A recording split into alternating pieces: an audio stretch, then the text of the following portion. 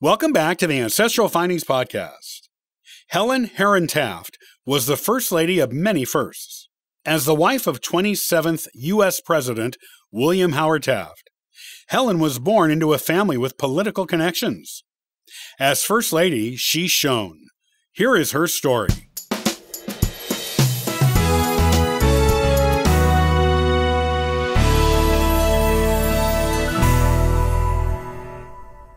Helen Louise Heron was born on June 2, 1861, in Cincinnati, Ohio, the fourth of 11 children born to her parents. She was raised in elite circles and traveled in them all her life. Her father was John Williamson Heron, a judge, and he had been a college classmate of future U.S. President Benjamin Harrison, as well as a law partner with future U.S. President Rutherford B. Hayes. Her mother was Harriet Collins, whose father and brother were both U.S. congressmen. Her grandfather and an uncle, both on her mother's side, were also U.S. congressmen. She even attended the 25th wedding anniversary of then U.S. President Rutherford B. Hayes in 1877 with her parents and stayed for a week at the White House for the celebrations. Helen seemed destined for a political life from the start. She was enrolled in the Miss Norse School in Cincinnati from 1866 to 1879, a popular private school known locally as the Nursery. Afterward, she attended the University of Cincinnati, then began a career as a teacher. Helen taught at various schools from 1882 until her marriage in 1885. Helen met her future husband, William Howard Taft, at a bobsledding party in 1879, but he did not ask her for a date until February of 1880. They courted, but not regularly or exclusively, until 1882. William finally proposed to her in April of 1885, but she made him wait until May of 1885 until she gave him her acceptance. They married a year later on June 19, 1886, at Helen's parents' house. They spent a day in New York City and 4 days in Seabright, New Jersey, for their honeymoon, before leaving for a 3-month tour of Europe to do their honeymoon in style. When they returned, they lived together in Cincinnati, where Helen encouraged William to go into politics, though he stated he preferred the judiciary. William ended up using the judiciary as a jumping-off point for a political career.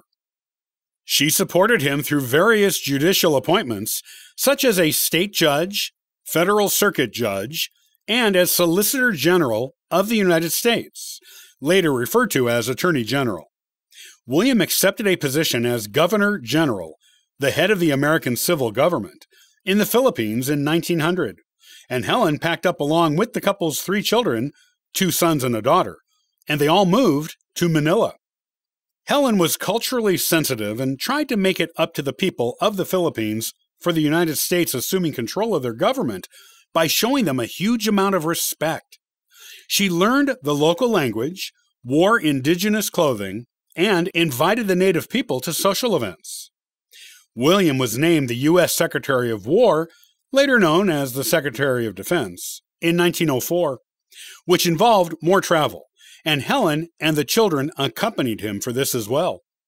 In being involved with such extensive travel, Helen gained a wide circle of friends in high places around the world, and also developed a keen interest in world politics. When William became President of the United States in 1909, Helen assumed the role of First Lady and began a series of firsts for First Ladies. She was the first First Lady to ride in her husband's inaugural parade. She attended cabinet meetings with her husband, though she did not speak during them. She began to receive guests in the Red Room of the White House 3 days a week, and she began having musical entertainment after state dinners, which became a White House tradition that continues to this day. Helen introduced other firsts to the role of First Lady and to Washington, D.C. She began having the U.S. Marine Band play for the public in West Potomac Park in the summers.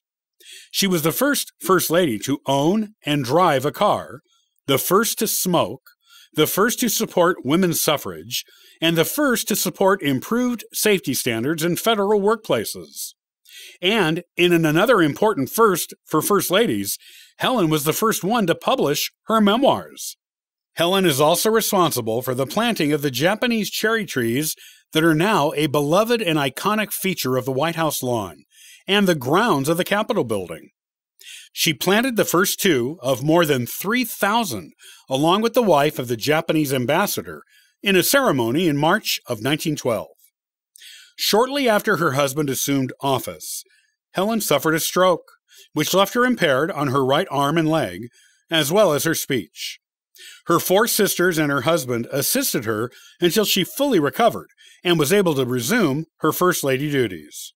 After William lost the next election to Woodrow Wilson, she and William returned to Cincinnati, where William taught law and Helen wrote her memoirs. During World War I, she supported the Red Cross in their efforts to help and heal the wounded and captured. In 1921, William was appointed to the Supreme Court as Chief Justice.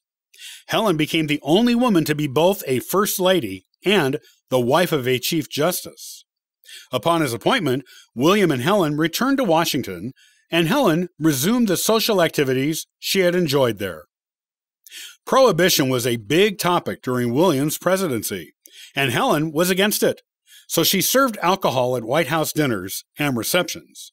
William opposed prohibition himself, but was also a non-drinker, and agreed with some of the arguments of the prohibitionists, while opposing it as Chief Justice of the Supreme Court.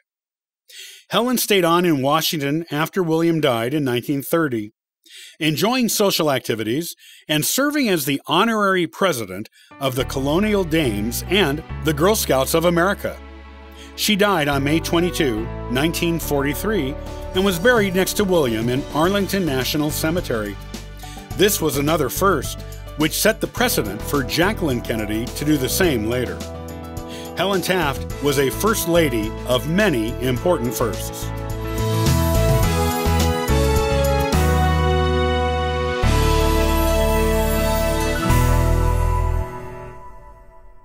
Thanks so much for listening and subscribing to the Ancestral Findings podcast.